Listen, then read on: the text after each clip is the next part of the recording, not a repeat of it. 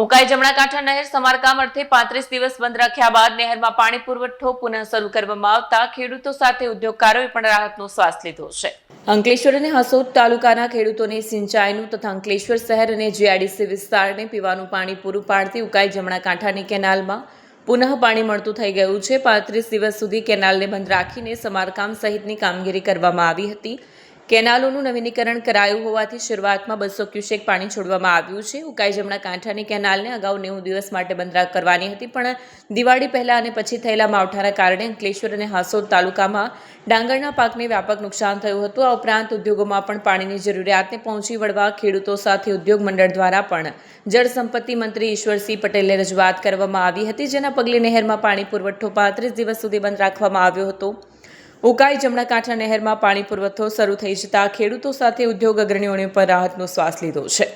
Video journalist Imtiaz Pathan સાથે Satya TV news Ankleshwar. નમસ્કાર।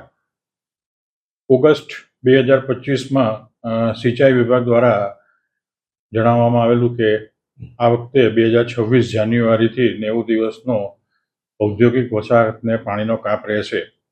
તે દરમિયાન અમે આપણા લોકલાડીલા ધારાસભ્યશ્રી અને હાલના જે જળ સંપત્તિના જે મિનિસ્ટર છે એમને રજૂઆત કરતા તેઓએ ઇન્ડસ્ટ્રીઝને પડનારી મુશ્કેલીને ધ્યાનમાં લઈ એ કાપ 35 દિવસનો કરવામાં આવેલ હતો, જે ગઈકાલે પૂરો થયો છે અને વ્યવસ્થિત સમયસર પાણી પાછું એસ્ટેટ તળાવમાં આવી ગયું છે ને within 2 or 3 days estate GIDC એસ્ટેટને રેગ્યુલર આપણને પાણીનો પુરવઠો મળી રહેશે એવી ખાતરી આપીએ છીએ અને આ બદલ વ્યવસ્થિત કામ કરવા બદલ અમે ઈશ્વરભાઈ શ્રીનો ખૂબ ખૂબ આભાર માનીએ છીએ।